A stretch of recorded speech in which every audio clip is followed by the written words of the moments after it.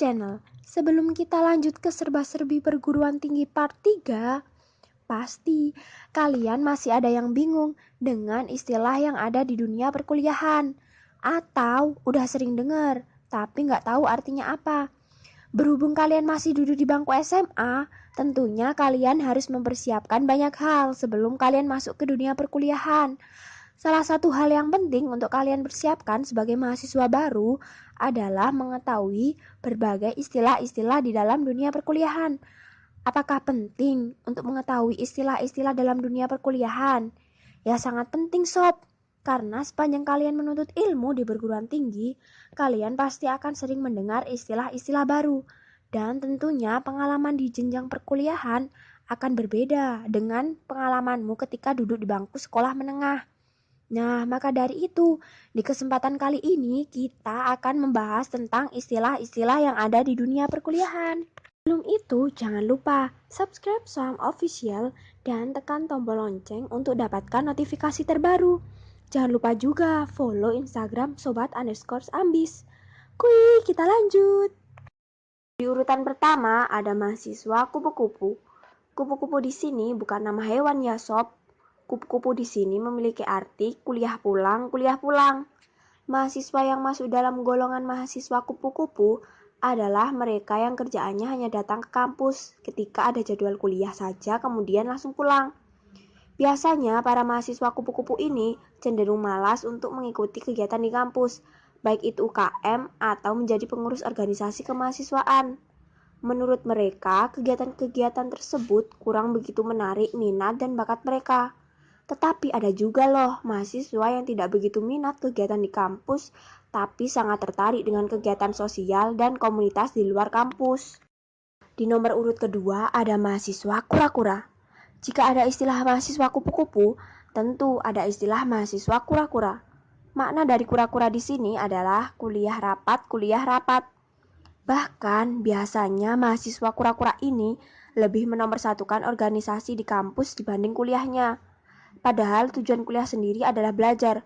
Harusnya kegiatan belajar mengajar menjadi perhatian utama dibanding hal lainnya, karena itu kewajiban bagi seorang mahasiswa. Selain itu, mengikuti organisasi juga tidak kalah pentingnya, karena dengan mengikuti organisasi dapat melatih kemampuan leadership, dapat membentuk soft skill, problem solving, memperluas jaringan, dan masih banyak lagi. Urutan ketiga ada mahasiswa kuda-kuda. Ada yang tahu nggak nih apa itu mahasiswa kuda-kuda? Jadi mahasiswa kuda-kuda ini adalah mahasiswa yang nggak mau rugi teman-teman. Pandai mencari uang di masa perkuliahan. Kuda-kuda alias kuliah dagang itu ada dampak positif sama negatifnya loh guys. Berdagang di kampus memang menghasilkan keuntungan yang lumayan. Karena kesempatan inilah mahasiswa suka berdagang. Kayak peribahasa sambil menyelam minum air tuh. Sambil kuliah bisa dagang, buat nambah uang jajan. Tapi selain memberikan dampak positif, kuliah sambil dagang juga bisa memberikan dampak negatif loh guys. Karena kalian terlalu sibuk dagang, akhirnya tugas kuliah jadi terbengkalai. Nah, maka dari itu kalian harus pintar-pintar memanage waktu kalian antara kewajiban kuliah dengan berdagang. Yang keempat ada istilah TA. Nah, TA ini punya banyak arti loh guys. Yang pertama, pasti yang sering kamu ketahui, TA adalah singkatan dari tahun ajaran. Yang kedua, setiap mahasiswa sudah pasti akan menjalani yang namanya TA atau tugas akhir. Ini tandanya sebentar lagi dia akan mengakhiri masa kuliahnya dan berlanjut ke wisuda. Eits, tunggu dulu. Arti TA yang lain juga ada loh. Yang ketiga, TA yang dimaksud di sini adalah titip absen. Mahasiswa seringkali mengesampingkan kuliahnya dan pergi jalan-jalan bersama teman-temannya, kemudian menitipkan absennya kepada teman lain yang hadir mengikuti perkuliahan. TA yang satu ini sering disebut dengan teknik bolos kelas. Dan jangan ditiru ya guys, kalau nanti ketahuan pasti kena hukuman. Alangkah baiknya jika kamu berbuat jujur dengan membuat surat izin ketika berhalangan masuk kuliah. Yang kelima, di setiap kampus pasti ada DPR. Eits, tunggu dulu. DPR ini bukan Dewan Perwakilan Rakyat ya guys, tapi DPR yang dimaksud di sini adalah di bawah pohon rindang, tempat yang paling disukai para mahasiswa. Duduk di DPR sambil ngerjain tugas asik loh. Pasti betah dan gak pengen pulang. Karena udah nyaman. Urutan ke-6 ada istilah maba. Istilah ini sudah sangat sering terdengar, tapi masih saja banyak orang yang gak tahu artinya. Terutama bagi siswa ataupun siswi yang pengen jadi mahasiswa. Maba di sini artinya adalah mahasiswa baru. Mahasiswa yang masih duduk di semester awal. 7 ada ospek. Ospek merupakan salah satu istilah yang cukup populer dan tentunya sudah tidak asing lagi untuk didengar di telinga kalian. Ospek sendiri sebenarnya singkatan dari orientasi pengenalan kampus. Pasti banyak pertanyaan dari kalian, penting gak sih ospek bagi mahasiswa baru itu?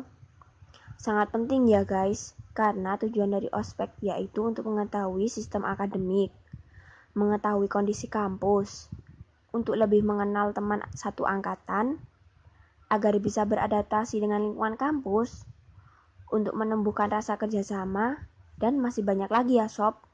Yang ke-8 ada prodi, kepanjangan dari program studi.